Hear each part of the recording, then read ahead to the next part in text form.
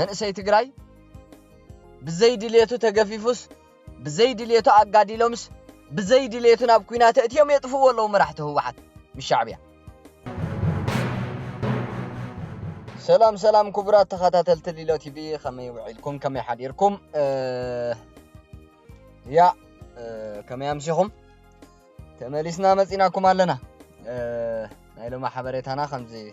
ኣብዚ ፅሑፍና እውን ትርእይዎ ኣብ ሱዳን ኣብ ልዕሊ ኣርሚ 7 ኣብታ ናይ ህወሓት ቀንዲ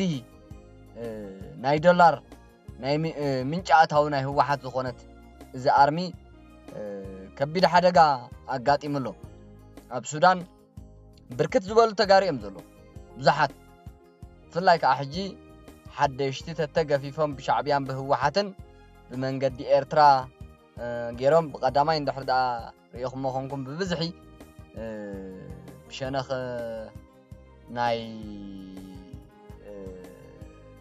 ናይ ተከዘ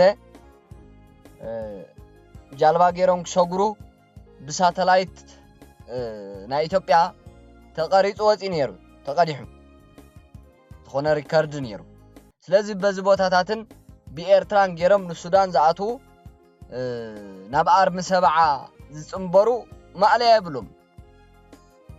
እዚ ዝካየድ ዘሎ ግፋ ሕጂ ብሸነኽ ዶብ ትግራይን ኣምሓራን ብሸነኽ ዶብ ትግራይን ዓፋርን ኩናት ክጅመሪ ገለ ያ ክጅምሩ እዮም ሻዕብያን ህወሓትን ግን እቲ ሕጂ ዝግፈፍ ዘሎ መንእሰይ ኣታው ምንጭ ናይ ህወሓት ኮይኑ ንሱዳን ናብ አልቡርሃን ይሽየጥ ዘሎ ናብ አልቡርሃን ክሽየጥ ይዝውዕል ዘሎ ማዕለያ ዘይብሉ መንእሰይ ብፍላይ እዚ ሕጂ ካብ ዘይተፈልጠ ቦታ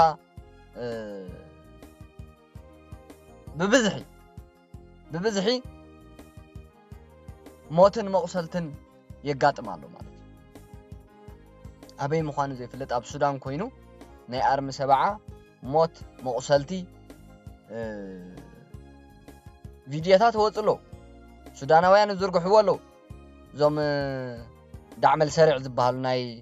ናይ ዳጋሎ ናይቲ አንጻር አልቡርሃን ዝዋጋእ ዘሎ እዚ ሓይሊ ምክልኻል ሓይሊ ሰራዊት ይዝርግሐሎ ተጋሩ እናበለ ኢትዮጵያ ትግራይ እናበለ ማለት ጣዕሚ እንታይና ሞኸን ብል በቃ ከብድኻይ ዝበልዕ ይሕዝን ማለሲ ታኢኻ ብምንታይ ኣብ ኢትዮጵያ እኳ ተዝኸውንስ ኣምሓራ ኮርና ደልዮም ኢልካ ምኽንያት አደኖ ወላንሱ ማለሲ ጸላእን ንትግራይ ዝወር ብጀካ ሻዕብያን ህወሓትን የለን እንዲሁ ግን እንታይ ኢልካ ተመኽኒ ናይ ሱዳን ይገርም እንታይ ኢልካ ኣኻ ተመኽኒ ኣብ ሱዳን መታሓውኻ ኣብ ሱዳን ኣካሉ ጎደለ ሓውኻ ኣቦ ሓፍቲ ሓው እንታይ ኢልካ ኣኻ ከተመኽኒ እንታይ ኢልካ ይዝንገሮ ተጋሩሲ ናይዚ ኣብ ሱዳን ዝጠፍእ ዘሎ መቅረቦምን ዓጽመ ስግኦምን ኣቦ ወይ ኣደ ወይ ሓፍቲ ወይ ሓው እንታይ ለምን ከመኽኒ ኣነ እሱ ይዝገርመኒ መዓልታዊ ግፍ ኣሎ ፍላይ ሕጂ ብዚ 3-4 መዓልቲ ማዕለያ ዘይብሉ መንእሰይ ንኣዲስ ኣበባ ክኸይድ ብጀካተን ኣብ ማሕበራዊ ሚድያ ዝተቃልዓ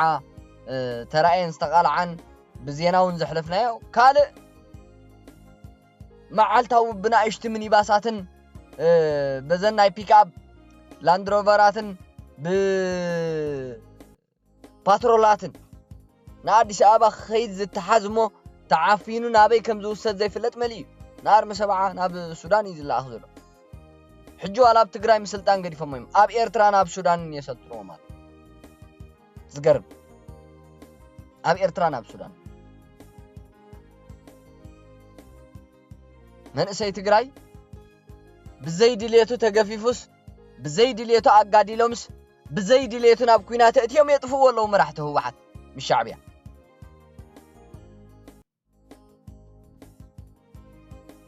ብዘይ ድልየቱ ኩሉ ነገር በቃ ናብ ኩናትስ ብዘይ ድልየቱ ናብ ውትድርናስ ብዘይ ድልየቱ ኩሉ ስለዚ ብዘይ ድልየቱ ናብ ገድሊ ናብ ኩናት ናብ ሓው ዝኣቱ ከዓ በቃ ድሉ ኣይኮነ ስነ አምራዊ ምድላው የብሉ አካላዊ ብቅዓት ምድላው የብሉ ኩሉ ነገር ስለዚ ኳ ሕንተይላ ቀዳማይ ጠፋይን ህይወቱ ተሓልፍ ንሱ ሓደጋ ዝበጽሑ ንዑይ TDF ታኾይን ዲ አሸኒፉ TDF ታኾይን ዲ ደብረ ብርሃን በጽሑ ሓሪኑ ወጽዩ ተዳልዩ ወጽዩ ዓቅሙ ሃኒጹ ኩሉ ነገራቱ በቃ ምስ ወኑ ብሕራነ ወጽዩ ኮታዓዊቱ ከይተዳለወን ኣብ ኩናት ዝኣቱ ውድቆይ ሽኑፍ ይጠፍ ኣብ ሓደጋ ይዛቱ ስለዚ ሕጂ ከዓ ህወሓት ኣገዲዳት እትዎም ዘላ ናብ ኩናት ክንደይ መንእሰያት ዝጠፍኡ ዘለው ምድላዋት ስለዘይገበሩ ወኒ ስለዘይገበሩ ሞራል ስለዘይብሎም በቃ አንጻር ተኩናት ስለዝኾኑ ኣብ ተኩናት ተቃውሞታት ስለዘለዎም በቃ እተው ተባሂሎም ምንም በቃ መውጽእ ሲኢኖም ሞት ካየር ክቦም ኣሎ ስለዚ መንእሰይ ትግራይ ምስዓር ሰባዓ ተጸምቢሮ አጸምቢሮም አገዲዶም መራሕቲ ህወሓት ማዕለያ ዘይብሉ ሞት የጋጥመሎ መዓልታዊ ኣብ ሱዳን ተኹይናት ሓድሕድ ናይ ሱዳናውያን ናይ አልቡርሃንን ናይ ሓምዳን ዳገሎን ይቅጽል ይዘሎ ምዝዮም ኣለዎ ሕጂ ወታደራት ህወሓት ፍላይ ከኣ አርሚ ሰባዓ ትበሃል ማለት ጨቆንቲ መራሕቲ ህወሓትን ኣኽላባቶምን ኣኽላባት ናይ ህወሓትን ወላ ነቲ ባዕላ አርሚ ሰባዓ ቶም ኣባላት አርሚ ሰባዓን ሱዳን ትዕወት አልቡርሃን ይዕወት ዝብሉና ነበሩ ኣብ ማእኸል ሱዳን ኮይኖም ዝቀድሕዎ ቪድዮ ቅድሚ ዝተወሰነ መዓልቲ ዝነበረ ሓሶት ይብሉና ነይሮ ኣብ ሱዳን ኮይኖም ከም ትሬል ለኻዚ ምድረ በዳ እዩ ከቢድ እዩ ዘይዓድኻ ኩሉ ግዜ ዓድኻን እዩ ቶም ሱዳናውያን ባዕሎም ዝፈልጥዎ እምበር ማለሲ እቲ ገጸ መሬት ባህርያት ናይቲ መሬት ይብድሃካ ግን ደሓኒና ብዙሕ ተዋጊእና ኣብዚ ሓያል ዝኾነ ውግእ አካይድና ዓበይቲ ዓወታት ሓፊስና ገለመለ ብል ነይሩ ናይ አርሚ ሰባዓ ኣብቲ ቪድዮ ተሰሚዕኹም ሶ ሱዳን ትዕወት አርሚ ሰባዓ አልቡርሃን ሰራዊት አልቡርሃን ይዕወት ይብል ነይሩ ነገርመኩም ሶ ናብቲ ሓበሬታና ክንኣቱ ብጣዕሚ ዝኸፈአ ኩነታት እዩ አጋጢሙ ዘሎ ኣብ ሱዳን ኣብ ልዕሊ አርሚ ሰባዓ ዘአርሚ እዚኣ ኩሉ ግዜ ናይ መከራ አርሚያ ዘሕዝን እዩ ብጣዕሚ ናይታ ኣብ ሱዳን ተሸይጣ ዘላ ኣሃዱ አርሚ ሰባዓ ሰራዊት ህወሓት ዝምልከት እዛ ኣብ ሱዳን ትርከብ አርሚ ሰባዓ ትበሃል ናይ ህወሓት ምንጪ ኣታዊ ዝኾነት አርሚ ንአልቡርሃን ክሕግዙ ልዕሊ 78 ዝኸውን ህይወት መናእሰይ ትግራይ ከንቱ ሞጠፊ ኢሎ ማለት እዩ ኣብዛ አርሚ ዘሕዝን አጋጣሚ እዞም ምንጭ ናይ ዶላር ኣታው ናይ ህወሓት ዝኾኑ አርሚ ሰባዓ ናይ ሱዳን ወተሃደራት ናይ አልቡርሃን ተዋጋዕቲ ንምዃን አልቡርሃን ካብ ህወሓት ካብ ዝገዝኦም ነዊሕ ግዜ ኮይኑሎ ማለት እዩ መመሊሶም ሓደሽትና ገፈፉ ዶላራትና ተቀበሉ በቃ ንአልቡርሃን ዓቅሚ ሰራዊት እዮም ዝሃንጽሉ ዝውስኽሉ ዘሎ ማለት እዩ ተጋሩ ትግራዋይ ከምቲ ዝበልኮ ኣብ ዘይምልከቶ ማለት ትማላ ኣብ ዝተኻየደ ኩናት ጥራይ ኣዛዚ ኾር ሓደ ናይ አርሚ ሰባዓ ወዲ ሰባዓ ዝበሃል ህይወቱ ክሓልፍ ከሎ ሰለስተ ኣባላት ኮማንድ ኮር ሓደ ክቆስሉ ከለው ብዙሓት ድማ ህይወቶም ሲኢኖም ኣሎ ማለት እዩ TDF ነበርን ሓደሽቲ ብህወሓትን ሻዕብያን ካብ ትግራይ ዝተገፈፉ ተጋሩን ብኤርትራ ብዶባት ትግራይ ንኤርትራ ኣትዮም ብኤርትራን ሱዳን ኣትዮም ህወሓት ከም ንብረት ዶብ ሰገር ብዶላር እናተሸጡ ኣብዘይ ዓዶምን ኣብዘይ ዕላምኦምን ብድሮናትን መካናይዝድን ኣካሎም ይጎድል ህይወቶም ይሓልፍ ከበድቲ ሓደጋታት የጋጥሞም ማለት ዝገርመኩም ሱዳን ኣብ ቀልጢፉ ዝዓርፍ ዘይመስል ሓደገኛ ሓድሕዳዊ ግጭት እያ ተሸሚማ ዘላ ኣብዛ ሓድሕዳዊ ግጭት ግን ዘይምልከቶም ዘይፈልጥዎን ተገዲዶም ተኣሲሮም ማለት እዩ ካብ መኪና ከሃድም ዝተረኸበ ብተመልከተለይ እናተረሸነ ተጋሩ ኣብዚ ኩናት እዚ ብህወሓት ተሸይጦም ናብ አልብርሃን አካሎም ይጎድል ህይወቶም ይሓልፋሉ ማለት እዩ ብጣዕሚ ዝገርም ኣብዚ ትማሊ ዝተኻየደ ኩናት ኣብ ልዕሊ እዛ ዝገለጽናያ ኣርሚ ሰብዓት ትበሃል ንሱዳን ተሸይጣ ዘላ ናይ ህወሓት ዕጥቕቲ ሓይሊ ሞት ናይ ሓደ ኣዛዝን ናይ 3-4 ዝኾኑ መቑሰልትን ናይ ተራ ተዋጋእቲ ብርክት ዝበለ ሞትን ኣጋጢሞም ኣሎ ትግራዋይ ንቓሕ ተጋሩ ንቑሑ ናልባሽ ሕጂ ፍላይ ከዓ ተመኸላባት ህወሓት ንቑሑ ህዝቢ ትግራይ ንቕሒ መንእሰይ ትግራይ ጅግናይ ንኤርትራውያን ንዓናውን እኮ ኣትቢዕና ኣብሊሕና ሓያላት ጌርና ኣይንግፈፍን እምብንግፋ ኣይንዋጋእን እምብንኹይናት ይብል ኣሎ መንእሰይ ትግራይ እዚ ንዓና ዓብ ትምህርቲ እዩ እዚ ንዓና ዓብ ትብዓት እዩ እዚ ንዓና ዓብ ድፍረት እዩ ደፋራት ገብሩና ኣለዉ ተባዓት ገብሩና ኣለዉ ጽባሕ ንግሆሲ ሕጂ ደኣ ትግራይን ህወሓትን ሻዕብያን ትግራይ ዑና ጌረማ እምበር ኣብ ትግራይ እኹል ሓይሊ መንእሰይ ዕቑር ሓይሊ መንእሰይ እንድሕር ደኣ እንተዝጸንሕ ኤርትራ በቲልና ሻዕብያ ምሰልገስናዮ እቲ ዕቑር ሓይሊ ናይ መንእሰይ ክንደይ ጥቕሚ ይኽጠቕመና ንዓና ካብኡ ክንደይ ኢና ክንምሃር ጥበብ ክእለት ትምህርቲ ኣብ ኤርትራ መምሃራን ኮይኖም ክምህሩ ዝኽእሉ ካብ ተጋሩ ኢኻ ተምጽእ ነይሩ መን ማእስ ተምሃረ ትግራይ ኤርትራዊ ክምህር ኣብ ኤርትራ ህንጻታት ኩሉ ዝዓነወ ማሕበረሰብ ዝህነጸሉ ብተጋሩ ይኸውን ነይሩ ሎሚ ግን ትግራይ ኤርትራ ካብ ኤርትራ ዝገደደት ዓዲ ኮይና መንእሰይ ኣልቦ ኮይና ጭውጭው ኢሉ ክልቲኡ እዚ ኣብ ክልተ ቦታ ዝነብር ሕብረተሰብ ቻው ዓኒ ማለት እዩ ስለዚ ዛትስ ዋይ ኩሉ ግዜ ክገልጾ ከለኹ መንእሰይ ትግራይ ካብ ኢትዮጵያ ኣይትሰደድ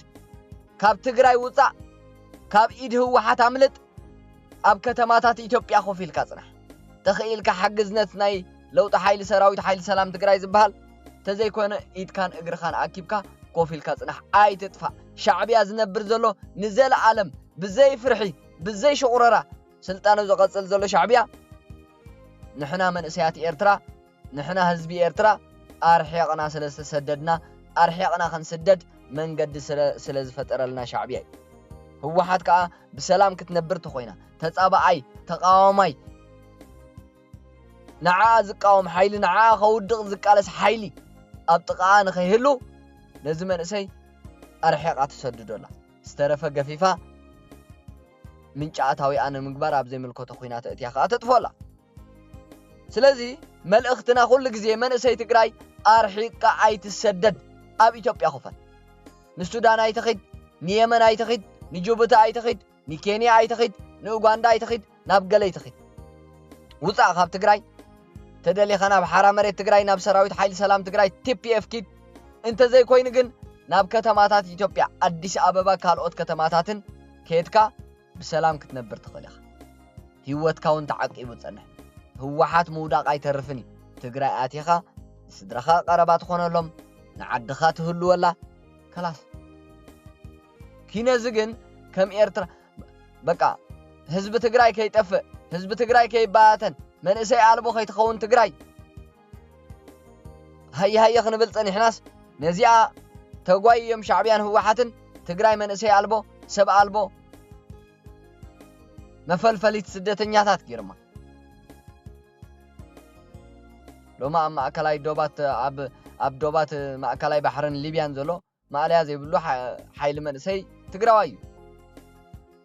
ኣብ ጎቦታት ናይ የመን ኣብዚ ታይ ዝበሃል ገለ ኣሎ ኣስማቱ ፈልጡ ወይም ዞም ተጋሩ ኩሉ ግዜ ገልጡ ወይም ሰምዑ ያነ ታይ ዝበሃል ትቦታ ጠፊእን እምበር ዳርጋ ክንደ ሓደ ከተማ ዓበ ከተማ ዝኾናሉ ትጎቦ ንስዑዲ ከኣቱ እኳ ይጽበ ገሊኡ ሓወላ ጽበ ገሊኡ መንገዲ أبدوبات سعودي وتهدرات سعودي حدشت وتهدرات سعودي بتملكة لي ملامد جيرما بتملكة لي زرشن وخا ما عليه يقول أبجوبتكم أبقى بحارة أفقكم نكينان أوغاندان زقعت زلو خاب أديس أبا ما عليه يقول سلاز إذن بعلو كم تزبالكوا شعبيان هو حتن أرحيقو تقاومي بقى كاب إيدهم زملته أب كبابيهم كقمت سلازي داليو